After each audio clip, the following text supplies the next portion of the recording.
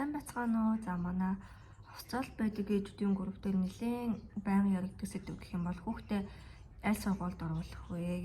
Ямар сургууль нь сайн байдаг юм бэ гэсэн асуулт байдаг. За тэгээ энэ дээр би яг энэ тэндээс нөгөө өөрөө олж мэдсэн зүйлсээ хувийн туршлагатайгаа нийлүүлээд ярих гэж бодлоо. Та бүхэнд хэрэг болж магадгүй.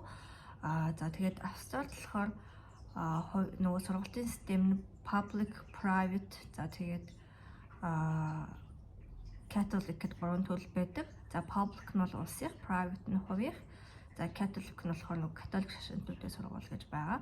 За манайхны хувьд л дийлэнх нь нөгөө төр оршин суугч буюу temporary visitor байдаг. Тэгэхээр бид нар ч нөгөө нэг public буюу улсын сургуульд сурахын тулд хүртэл нөгөө төлбөр төлдөг шүү дээ. За тэгэнгүүт private буюу хувийн сургуулиуд бол бас нэлээд сайн байдаг. За тэгээд илүү нөгөө урлаг спортын тал дээр боломжууд өндөртөө. За facility буюу нөгөө тоног төхөөрөмж одоо сургуулийн орчин бүх юм илүү сайн байдаг гэсэн. Гэхдээ нөгөө нэг бид нар ч public төлбөрөө төлчөөд тэгээд дээрээс нь дахиад private гэхэл хоёр төлбөр төлөх болчихоор энэ бол нэлээд өндөр зардалтай болчих юм билээ.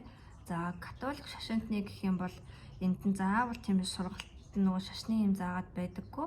Гэхдээ нөгөө нэг зарим католик сургуульд орохын тулд та ингээд заавал яг католик шашинтан байх ёстой.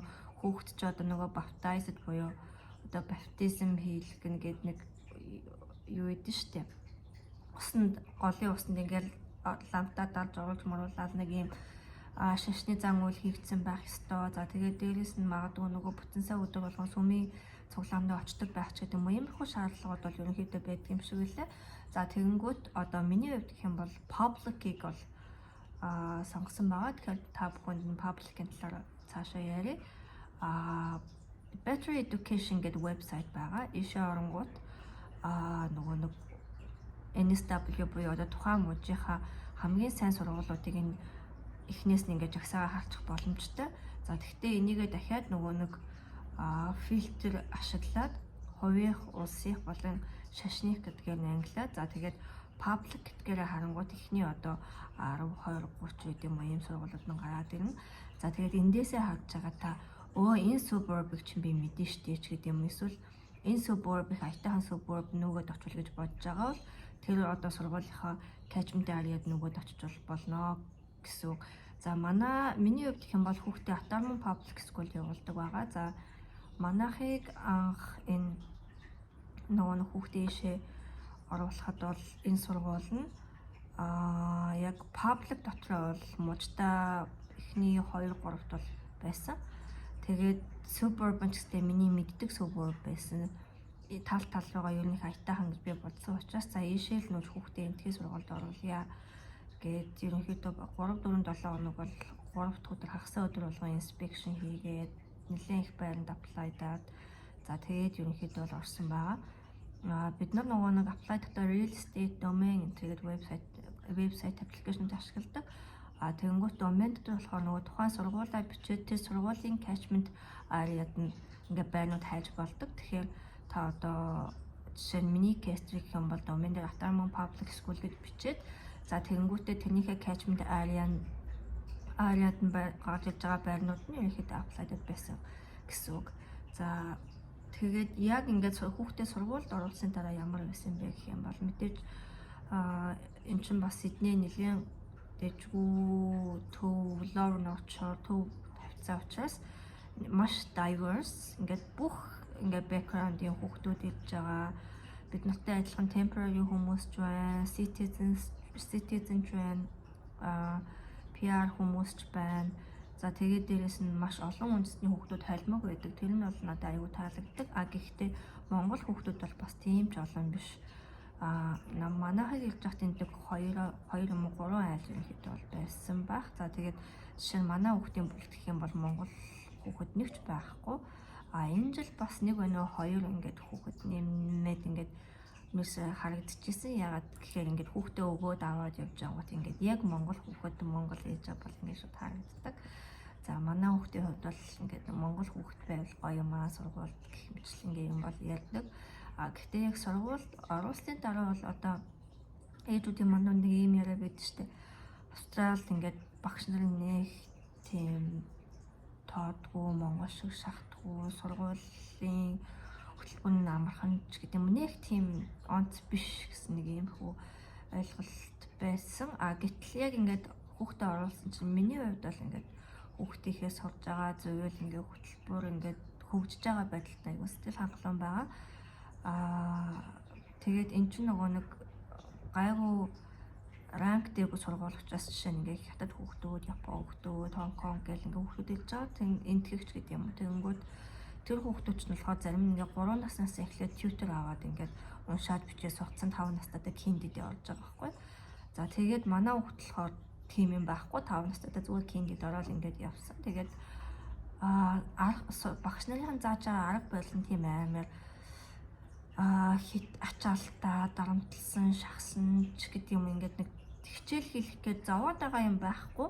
Тэгсэн болохоор сурчт юм байлаа. Манай хүүхд бол аюу богино хугацаанд бичээд уншаад сураад багш нь бүр ингээд гайхаад аюу юм прогресс нь аюу сайн байна. Ингээд анх орж ирэхдээ ингээд уншиж бич мэдэхгүйсэн бол одоо бол бүр ийм босоо өсөлтөө явж байна. Юу болчихоо гэдгсэн. Тэгэхээр ер нь бол манай зүгээс юм бол юу ч болоогүй. Тэр бол багш нь аюу сайн багш байсан. За тэгээд ерөнхийдөө ингээд сургуулийн зүгээс бол явуулж байгаа хөтөлбөрөө тэгээд хүүхдэд өгж байгаа даалгавар нь аюу зохимжтой ч гэдэг юм уу ингээд байгаад би бол одоо яг хүүхдийнхээ ингээд сурж байгаа байдал ингээд юмд хандж байгаа хандлага нь хүртэл аюу тийм аятайхан хөөрхөн байт юм байна гэж бодсон. Яг ингээд нэг их дарамттай би хичээл явж чинь гэрийн даалгавар гэдэг ингээд байгаад байхгүй. Тодорхой хэмжээний гэрийн даалгавар байгаа. Гэхдээ тэр нь бол ингээд тийм аюу эвтэйхэн байдлаар хийгдчихдэг.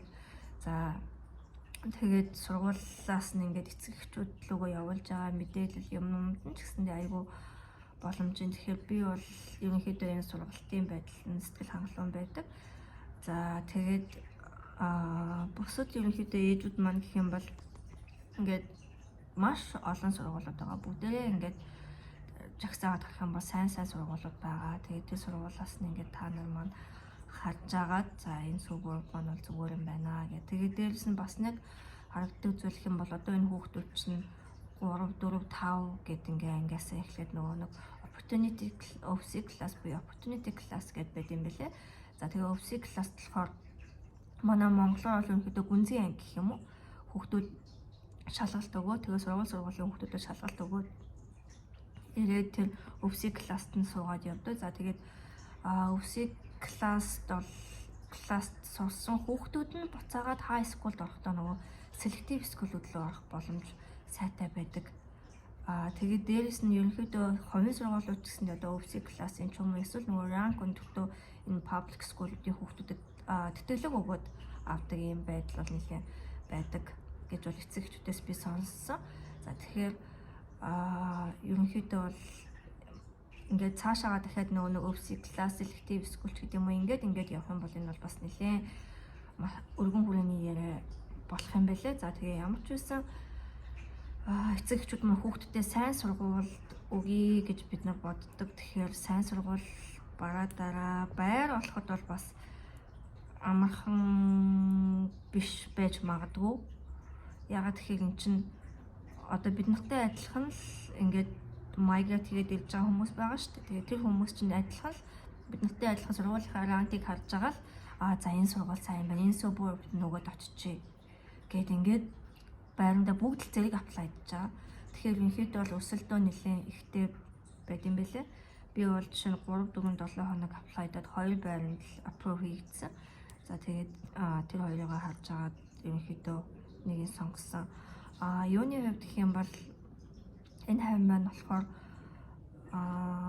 нөгөө нэг нэлээд шин сүбөр биш. Манай хажуу нэлээд нөгөө шин сүбөр бол амьд л шүү дээ. Тэгэхээр энэ чинь шин сүбөр биш. Хуучин сүбөр учраас апартментууд нь жоохон хуучин юниттэй ч гэдэг юм уу ингээд байхаар яг одоо Macquarie ч юм уу эсвэл Ride энэ ийг бодох юм бол тийм гоё биш. Гэхдээ доторх заслууд нь бол айтайхан сайхан хийгдчихсэн байдаг. За тэгээд гол нь энэ хавьч одоо нөгөө нэг сургуулаа дагаад яг нөгөө хүүхэд хөгжүүлэх ингээд спортын, тьютерийн тэр юмнууд ингээд бүгд тойроод байж байдаг. Тэгэхээр яг л нөгөө нэг гэр бүлүүд хүүхдтэй эцэг эхчүүдэд одоо жишээ нь ингээд нөгөө нэг хөрш мөрштөөгөө таарал ингэнгүүт санаа танаар хязээ нүүж ирсэн яасан гэдэг. Тэгэхээр хүүхдээ сургууль төгөж нүүж ирсэн үү, сургууль дагаж ирсэн үү гэдэг угаасаа бүгд ойлгомжтой. Тэгэхээр хаалга болгоноос өглөө болгон нөгөө хичээлдээ форм өмссөн хүүхдүүд хичээлдээ ингээд явж идэг. За тэгээ эцэг эхчүүд угаасаа ойлгомжтой сургууль дагаж ирсэн. Тийм чи би ч гэсэн сургууль дагаж ирсэн. Тэгэхээр энэ хайд ерөнхийдөө ингээд яг гэр бүлтэй хүмүүс тул амьдрахад нэлээд айтайхан. Тэгэхээр та бүхэн маань бас ингээд сургуулийн листүүд хараад жоохон судалгаа хийж байгаа. За энэ хайв руу нөөвөл миний ажил сургууль.